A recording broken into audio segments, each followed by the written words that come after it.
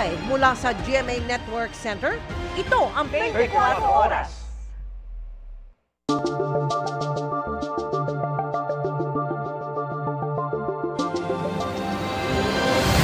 Magandang gabi po, Luzon, Visayas at Mindanao. Ikinakasa na ng mga abogado ni Vice President Sara Duterte ang kanyang depensa para sa gagawing impeachment trial ng Senado. Pero ang sabi ng bise, wala siyang balak humarap sa impeachment court. Hindi rin daw niya iniisip ang pagbibitiw sa tungkulin sa ngayon. Ang iba pang mga pahayag ni Duterte sa pagtutok ni Marisol Abduraman. Sa kanyang unang pagharap sa media matapos i-impeach ng Kamara, sabi ni Vice President Sara Duterte, abala na ang kanyang legal team sa paghahanda para sa impeachment trial. Ang bise, hindi pa raw nababasa ang mismong complaint, pero sabi niya ang posibilidad ng kanyang impeachment noong 2023 pa raw nila pinaghahandaan. We've already started preparing the moment Franz Castro announced the impeachment plans, which was November of 2023. So November of 2023, there were already lawyers doing their work for the impeachment. So we leave it to the lawyers. Matatanda ang 215 congressmen ang pumirma sa impeachment complaint. 70% ng kasalukuyang bilang ng mga miyembro ng Kamara. Kaya diretso na itong na-transmit sa Senado. Do I feel betrayed? Actually, ma'am, wala akong feelings. Wala akong feelings about it. Kasi, kung napapansin nyo, wala naman kasi talaga akong barkada na politiko. I don't join their circles. But we are friends. Kaya siguro, ganyan din siguro kadali sa kanila ang magdesisyon about the impeachment. Kasi wala naman talagang something that is worthwhile sa aming pagiging magkaibigan. I'm okay. Alam nyo, mas masakit pa ang maiwanan ng boyfriend o girlfriend kesa ma-impeach ka ng House of Representatives. The President said he has nothing to do with the impeachment. Do you believe? I do not want to answer that question. How do you feel po? Sabi ni BBM, hindi niya suportado yung impeachment, pero number one na, unang-unang pumirma yung anak niya. Kasi sabi, ito lang daw basahin ko. Naniniwala po ba kayo na may gumalaw po for the impeachment? May gumalaw po na parang money involved? I do not want to answer that question. Kung hinahanda pa ng kanyang mga abogado ang kanyang depensa, malinaw ang sagot ng bise ng tanungin ukol sa Article 1 ng Article of Impeachment, kaugnay sa kanyang umano'y banta sa buhay ng Pangulo, First Lady at House Speaker. I did not make an assassination threat to the President. Sila lang nagsasabi niyan. Sila lang nagsasabi may assassination, sila nagsasabi may assassin, may gunman. Next po, GDB. Not say that. Hindi mo na tinukoy ng bise kung sino ang kanyang magiging defense team. Pero ang kanyang amang si Pangulong Rodrigo Duterte na nauna nang nagsabing mag-aabogado para sa kanya, posibleng hindi raw kayanin ang maging lead counsel. Maybe if he wants to, he can be part of the defense team. But because of his age and because of rigorous preparations in an impeachment case, baka sabihin ko sa kanya na wag na lang siyang mag-lead dahil medyo may edad na si former President Rodrigo Duterte. He's already 80 years old this year. Hindi pa raw sila nakakapag-usap ng kanyang ama, pero nagpahatid na raw siya ng mensahe rito. I think I said everything will be all right. Yun ata ang sinabi ko. His reply was a song. MacArthur's Park. So, nagpadala siya ng video na kumakanta siya. Sa ngayon, wala pang petsang itinakda para sa pagsisimula ng impeachment trial matapos matransmit ang reklamo sa Senado. Pero ang tanong sa bise kanina, handa ba siyang humarap sa impeachment court? Kung pwede namang hindi, and I understand pwede naman, hindi na. Oo. Kasi baka ma-intimidate lang sila lahat sa presence ko doon. You think you have the numbers in the Senate to be acquitted? Hindi ko masabi yan ngayon, sir. Wala pa kami dyan. Are you not confident that you have enough allies to avoid a conviction in the Senate acting as an impeachment court? Hindi ko pa naisip yan, sir. I've not counted numbers of votes in the Senate. So we are not there yet. We are still, the legal team is still in the preparation of the defense and what we will do moving forward. Ang pinakamataas na parusang pwedeng ipataw ng impeachment court, pagkakatanggal sa pwesto at habang buhay na hindi pwedeng humawak ng anumang pwesto sa gobyerno kung mahatulang guilty. Resignation is not an option. Wala pa tayo doon, ma'am.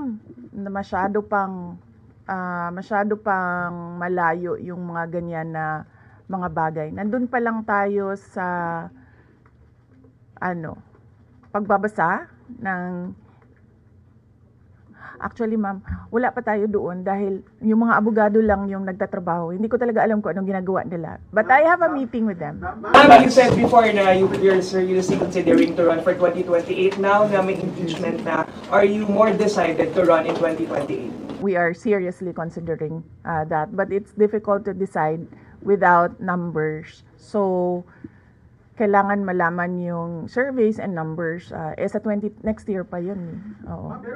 May mensahe naman siya sa kanyang mga taga-suporta. Sa panahon ngayon, ma'am, na sobrang mahal ng presyo ng mga bilihin, lalong-lalo na ng pagkain, sasabihin ko sa mga supporters sa taong bayan na unahin muna nila ang trabaho and negosyo nila kesa sa mag-rally sila sa mga daan. Dahil marami o lahat tayo breadwinners. At sa gitna ng gulo sa politika kasunod ng kanyang impeachment, sabi ng bise, God save the Philippines. Para sa GMA Integrated News, Marisol Abduraman, nakatuto 24 oras. Itinanggi ni Presidential son at Congressman Sandro Marcos na siyang nagsulong ng ika-4 na impeachment complaint laban kay Vice President Sara Duterte. Pero hindi anya dapat magtaka kung siya ang unang pumirma sa reklamo dahil sa bigat na mga pahayag ng bise laban sa kanyang pamilya. Nakatutok si Ian Cruz. Ang pirma niya ang unang-una sa listahan ng mga mambabatas na sumuporta sa impeachment ni Vice President Sara Duterte. Pero sabi ni Presidential son at House Senior Deputy Majority Leader Sandro Marcos, katakataka pa raw ba yun? As to why I was the first one to sign, alangan naman kung sasabihin ng tao na gusto nilang huhukayin yung lolo mo at itapon yung katawan sa West Philippine Sea. Sasabihin niya gusto niyang patayin ang Pangulo at ang First Lady na ang aking magulang at gusto niyang patayin ang Speaker. Ba't naman nagugulat ang tao na pipirma ako dyan? These are statements that can't be taken lightly, especially from someone with such a high position. Nagtataka na nga ako kung bakit nagulat yung tao. Nauna nang sinabi ni Pangulong Marcos na humingi raw ng payo sa kanyang anak na mambabatas at ang kanya raw payo, gawin niya ang kanyang trabaho bilang mambabatas. Kaugnay naman sa paggiit ngayong araw ni Vice President Duterte na wala siyang binitawang assassination attempt laban sa Pangulo, First Lady at House Speaker. Sabi ni Congressman Marcos, I think we know the truth to that, so let's just leave it at that. Pumirma man siya sa 4th impeachment complaint, itinanggi niyang siya ang nagsulong nito. Katulad sa sinabi ng Pangulo, I think people give me too much credit. I was given the opportunity to sign, and I did sign, but I did not spearhead any movement or I did not try to convince anyone to sign. I think they did that on their own volition. Giit niya, walang naging kapalit ang pagpirma ng mga mambabatas sa impeachment complaint. Parte ko yan ng smear campaign nila to discredit the movement. You can't blame them Alam naman natin kung sino ang amo nila. But no, there was nothing offered in exchange for the signatures. I was there in the room. Pinag-uusapan talaga ang articles of impeachment. And then people were given the choice to sign or not. But whether there was any exchange or any monetary offer or any sinasabi nila may akap or AKX na kapalit, walang ganun. Walang ganun na ibinigay. Kasunod naman ang pagsabi ng Senado na sa Hunyo pa nila mapagpapasyahan kung kailan magko-convene ang impeachment court, sabi ni Congressman Marcos. Well, that's their choice. Kung binabaliwala nila ang opinion ng 245 ng mambabatas at ang mga iba't ibang grupo na sa tingin nila kailangan may impeach ang VP, that's their choice. If they don't want to give it importance, then let them not give it importance. But given the numbers, to us, it's important. Para sa GMA Integrated News, Ian Cruz nakatutok, 24 oras. Nalapnos ang isang sanggol sa Bulacan matapos umanong mabanlian ng mainit na tubig ng kanyang yaya. Pinaghahanap na ang kasambahay na umalis at nagtago raw pagkatapos ng insidente. Nakatutok si Jamie Santos. Exclusive. Kahit sa labok, di pa dadapuan ni May, di niya tunay na pangalan ang kanyang unika iha. Kaya naman halos madurog ang puso niya nang madiskubre nitong February 1 ang mga lapnos sa balat ng anak. Yung buong likod po pala ng anak ko, sobrang lapnos hanggang sa hita po niya. Talagang pulang-pula, magang-maga po. Dinala ang bata sa ospital para mabigyang lunas. Doon po namin nalaman na nasa first and second degree po yung naging paso ng anak ko. Hanggang sa talaga nagpapakamatay, iyak po siya. Siyempre po masakit sa akin, wala akong magawa. Hindi ko man lang nasakulon yung anak ko. Binalikan ni May ang kanilang CCTV footage para malaman ang nangyari. Sa CCTV na ibinigay sa GMA Integrated News, 9:39 ng umaga, nang paliguan ng yaya ang baby sa loob ng CR. Pero maya-maya, maririnig ang palahaw ng sanggol. Inabot ng ilang minuto ang pag-iyak ng sanggol sa loob ng CR bago ilabas ng yaya na nakabalot ng tuwalya. Sa sala, makikitang ilang beses pinunasan ng sanggol at wala pa ring tigil sa pag-iyak. Sinubukan ng yaya patahanin ng sanggol pero wala itong tigil sa pagpalahaw. Dakong 3:00 na ng hapon na nalaman ni May ang nangyari sa anak. Matapos ang pagsabi ng iba-ibang dahilan, lumabas ng paliguan daw ng yaya ang bata. Nabuhusan niya ito ng mainit na tubig. Halos mamatay po yung anak ko eh. Kung paano po kung wala kami that time, paano po kung pares kaming hindi kayang umuwi ng ganong oras, paano na lang po yung anak ko. 6 na oras pong nagtiis yung anak ko sa sakit bago po siya nagbigyan ng first aid. Na dapat po una pa lang sinabi na po niya sa amin kung talaga pong nagmamalasakit siya sa anak ko. Matapos ang insidente, umalis at nagtago raw ang yaya. 8 buwan pa lamang daw nila kasama sa bahay ang yaya ng bata. Sa isang agency daw sila nakahanap ng makakatuwang sa pag-alaga sa anak dahil naghahanap buhay silang mag-asawa. Sinubukan namin tawagan ang mga numero ng agency na hawak ni May at nakapaskil sa kanilang social media page pero di na ito makontak. Nagsampa na ng reklamo sa San Miguel, Bulacan Police ang ina ng bata. Sana makonsensya ka naman sa ginawa mo sa anak ko. Kung masaya kang nagtatago ngayon, masaya kang nakatakas ka, may batang nagdurusa hanggang ngayon dahil sa ginawa mo. Para sa GMA Integrated News, Jamie Santos, nakatutok, 24 oras. Asahang hindi magtatagal ang murang singil sa kuryente ngayong malamig ang panahon. Babala po ng isang grupo, baka manamantala muli ang ilang power plant pagdating ng tag-init. Bagay na babantayan umano ng Energy Department. Nakatutok si Maki Pulido. Nang lumamig noong Disyembre, 2 electric fan na lang sa halip na 4 ang gamit ng pamilya ni Rosana. 300 pesos ang nabawas sa kanyang January electric bill. Siyempre yung 300 po, pwede na pong pambili ng bigas. 22 pesos per kilowatt hour ang bawas singil ng Meralco nitong Enero dahil sa murang benta ng kuryente sa spot market bunsod ng mababang demand. Pero hindi lang yan dahil sa bumabang konsumo dahil malamig, kundi dahil din sa tumaas na ang supply sa pagpasok ng nasa 1,000 megawatts na renewable energy, karamihan solar. Ibig sabihin, bumibilis na ang entrada ng mga renewable energy. And nararamdaman na natin yung effect niya. initial effect pa lang to kasi ang mga pumapasok ay mga solar.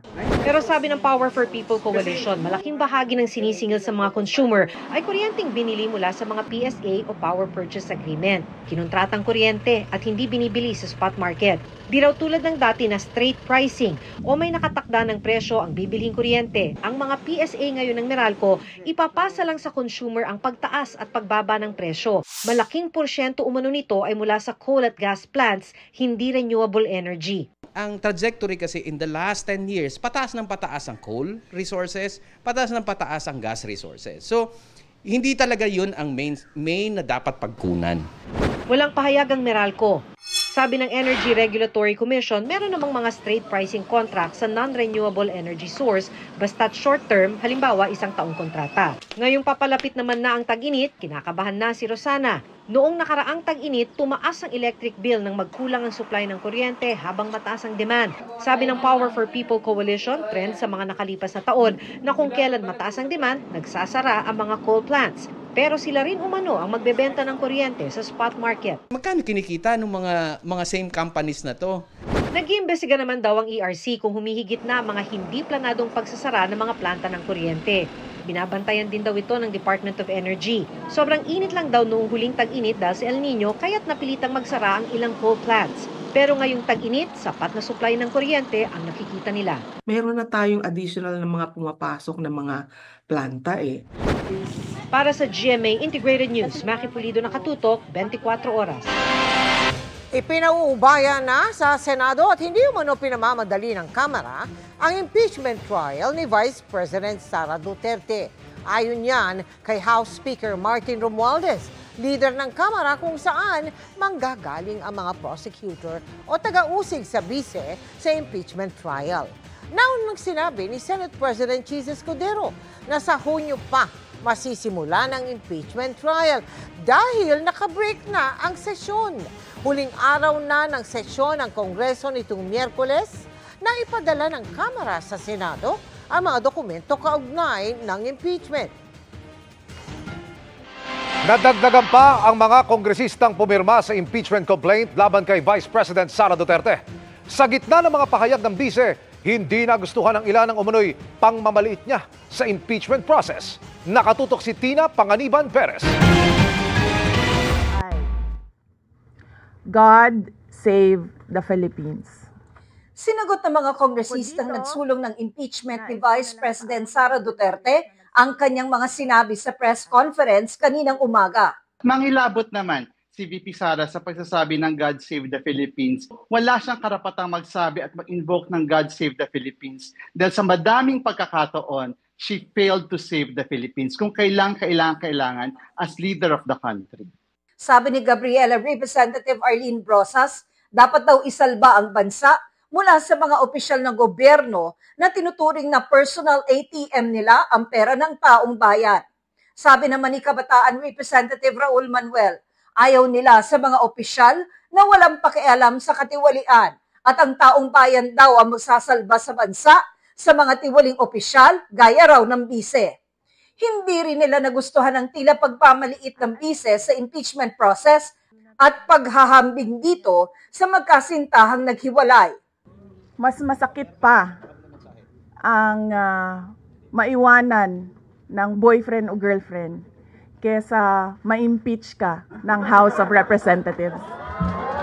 Pinapakita nun kung gaano kababa ang kanyang regard o pagtingin sa public service. Kung gaano hindi niya pinapahalagahan ang mandato ng taong bayan at yung ating mga democratic processes. Gusto kong sabihin kay VP Sara, hindi ito usapin ng jowaan. Usapin ito ng public accountability at pananagutan.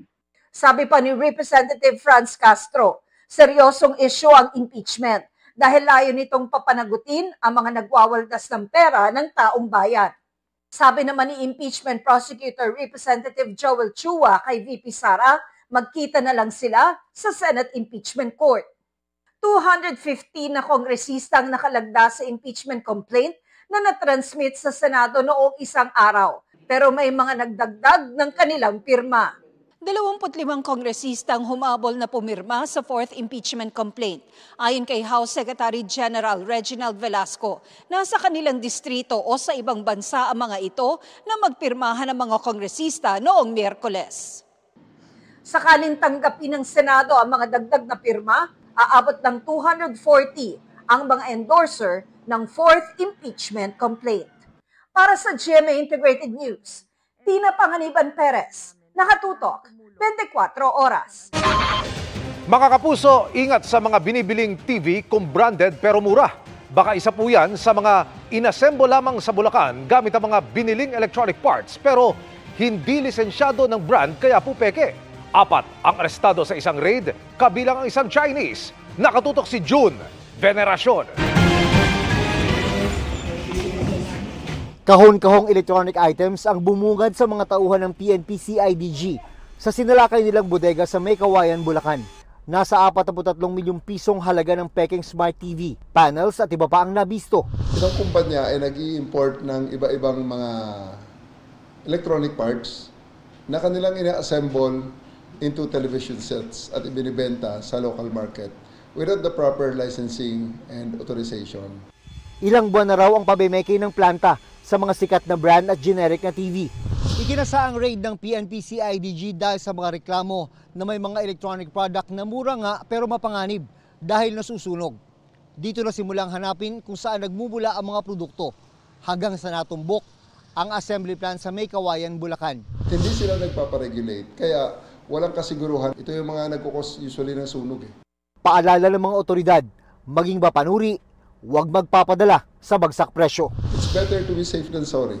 Naaresto sa operasyon ang isa sa mga may-ari na Chinese national at 3 Pilipino.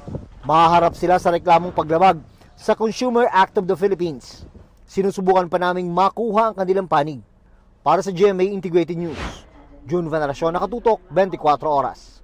Nasa 45 milyong pisong halaga ng smuggled umanong krudo ang nabisto ng NBI sa isang barko sa Bataan. 8 tripulante ang arestado. Nakatutok si John Consulta.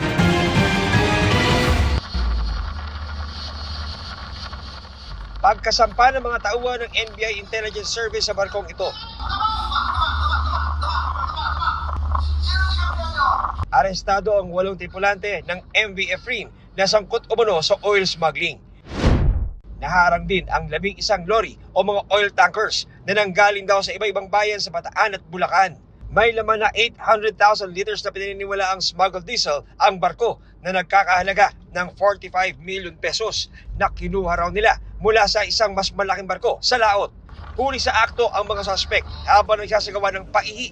4 sa 11 truck ang may laman na. May nakuha kaming informasyon na ito nga merong mga ang tawag namin dito paihi no? Walang lisensya, smuggled na fuel, diesel. After a month long of surveillance, ayun nga, na-tsempohan ng aming Criminal Intelligence Division, actual na nagsasaypon na, inililipat na sa truck, hindi nagbabayad ng tax. So malaking kalugihan sa ating pamahalaan. Paniwala ng NBI, matagal nang nagaganap ang paihi sa port na ito na tago at di madaling puntahan. Nang tanungin kung saan dinadala ang mga smuggled na diesel, diyan lang sir sa mga kinuha sa mga dump truck sir, mga tracking ba. 6 na tracking, may deliver yun. 6 na kumpanya? Oo sir, ganun. Bigla nila ko piyatak mo dito. Hindi ko alam na legal pala. Nang komprontahin ng NBI ang kapitan ng barko. May lisensya ka ba bilang kapitan? Recruit lang nila ako sir Kaya... Hindi yung recruit lang. May lisensya ka ba? Tinatanong kita, may lisensya ka? Wala ka rin, hindi ka ting lisensyadong kapitan. Edi kung mapalubog mo to, wala rin. Walang mananagot.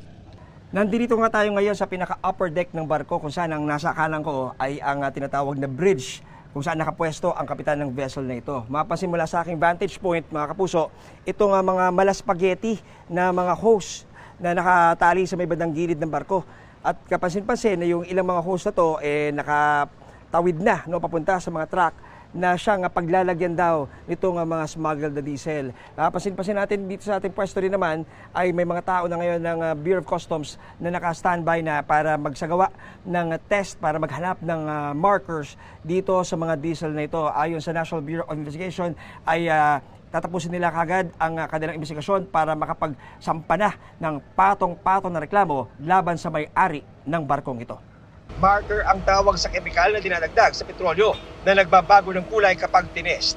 Kung walang marker, ibig sabihin hindi pa bayad sa buwis ang kargamento. They will all be charged for violation of Custom Modernization and Tariff Act, violation of tax reform for acceleration and inclusion law, Batas Pambansa bilang 33 as amended, no? At iimbestigahan pa namin siyempre yung money laundering part. Sakop pa rin ng AMLAC law, no? Marami silang papanagutan. Para sa GMA Integrated News, John Consulta, nakatutok 24 oras. Mga kapuso, binaha ang ilang lugar sa bansa dahil sa magdamagang ulan. Sa Sorsogon, baha ang bumungad sa mga residente sa 6 na barangay sa bayan ng Bulan kaninang umaga. Nagsimula raw kagabi ang pagbugos ng malakas na ulan at nagtuloy-tuloy hanggang madaling araw. 30 residente ang kinailangang ilikas at wala na ring sasakyang nakaraan sa baha. Epekto yan ng shear line at posibleng magpaulan hanggang weekend. Base sa datos ng Metro Weather, maulan bukas sa malaking bahagi ng Luzon, lalo na sa southern portions, kasama po ang Bicol Region, gayon din sa Visayas. May matitindi at halos tuloy-tuloy na pag-ulan kaya mataas ang banta ng baha o landslide. May mga kalat-kalat na ulan din sa Mindanao. Maulan din po sa Linggo, lalo sa Bicol Region at malaking bahagi ng Visayas. Sa Metro Manila, mataas ang tsansa na maging maulap ngayong weekend kaya posible pong umulan lalo na bukas.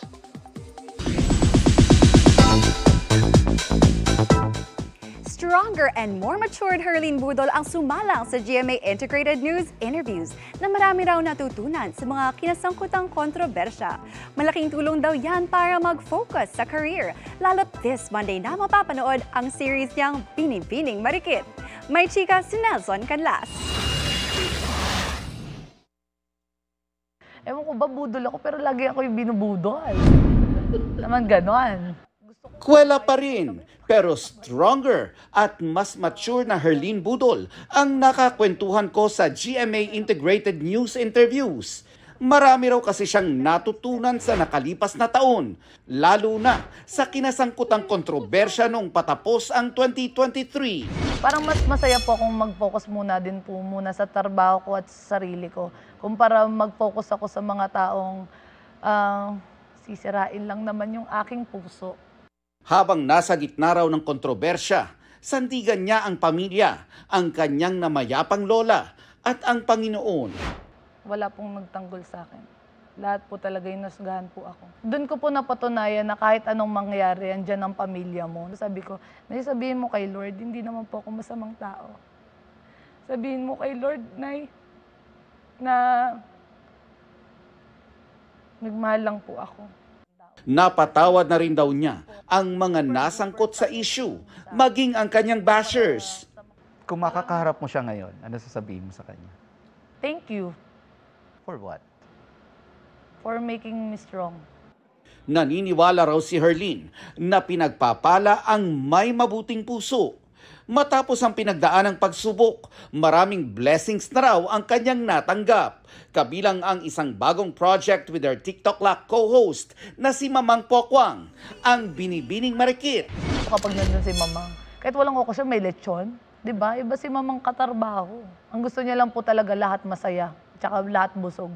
Dalawa ang magiging leading man niya dito. Ang bagong kapuso na si Tony Labrusca at Manhunt winner at Sparkle artist na si Kevin Dasom. Sinong una mong naka-close dun sa dalawa? Si Tony. Si Tony? Oo. Bakit? Obvious naman kasi hindi ko kayang kausapin kagad yung apam, di ba? Siyempre si Kevin din. Sabi mo nga, di ba, nahihirapan kang... Oo. Inaangkop niya yung sarili niya kahit hindi niya ako maintindihan. Kala mo nga nagsa-sign language lang kami. You. Very relatable daw ang istorya ng binibining marikit at malakas magdala ng good vibes. Yung Magandang Dilag po last year, parang eto, mas pinalight ng konti, mas pinasaya.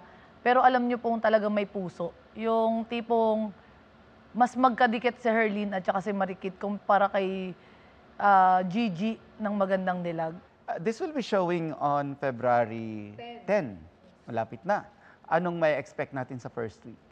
Ang first week po, masaya. Masaya lang. Makikita nyo dito kung paano makipag-bonding ang isang Marikit sa kanyang ama. Kumbaga, makaka-relate po dito yung mga single father, single mother na talagang nag-aalaga, tinataguyod nila yung kanyang mga anak ng mag-isa.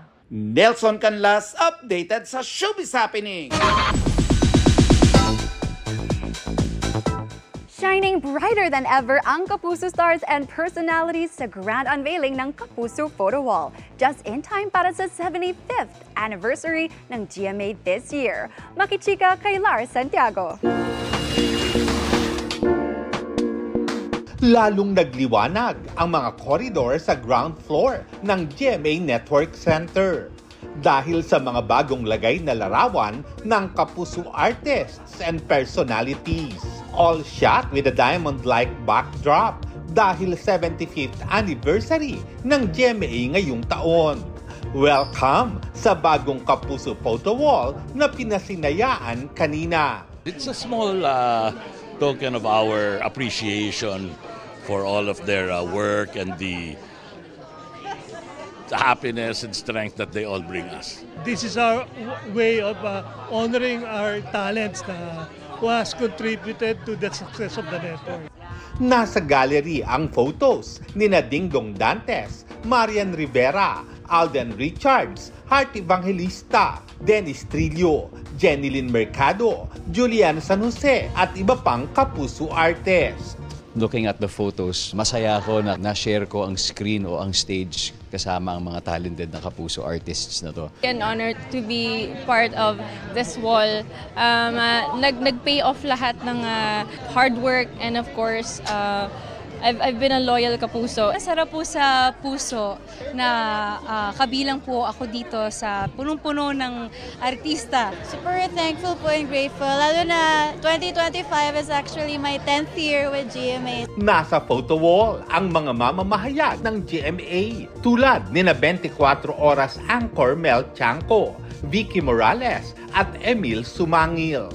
Unang hirit host Arnold Clavio at KMJS host Jessica Soho. Napakalaking honor yan na makapiling mo sa photo wall na ito ang mga talagang bigating mga artista at mga news personalities ng GMA. Yung mapasama ka dito, napakalaking blessing. Thank you to GMA. Kasama rin sa wall ang larawan ng namayapang Kapuso anchor at broadcaster na si Mike Enriquez at iba pang personalidad ng GMA Integrated News at Public Affairs. Bukod kina President and CEO Gilberto R. Duavit Jr. at Executive Vice President and CFO Felipe S. Yalong. Nasa pagkapasinaya rin sina Senior Vice President and Head of GMA Integrated News, Regional TV and Synergy, Oliver Victor B. Amoroso, Senior Vice President for GMA Entertainment Group, Lilibeth G. Razonable, Vice President for Corporate Affairs and Communications, Angel Javier Cruz, at Vice President for Public Affairs, Arlene Carnay. Dumating din ang ilan sa mga members ng Board of Directors ng GMA Network tulad ni na Executive Committee Chairman Joel G. Jimenez, dating Chief Justice Artemio Panganiban, Laura Jimenez Westfall at Judith R. Duavit Vasquez. Lars Santiago, updated sa Showbiz Happening.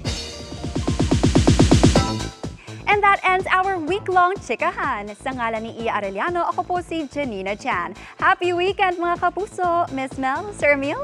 Salamat sa iyo, Janina! Thanks, Janina. At yan ang mga balita ngayong Biyernes. Ako po si Mel Tiangco. Ako naman si Emil Sumangil para sa mas malaking misyon at para sa mas malawak na paglilingkod sa bayan. Mula sa GMA Integrated News, ang News Authority ng Pilipino. Nakatuto kami 24 oras.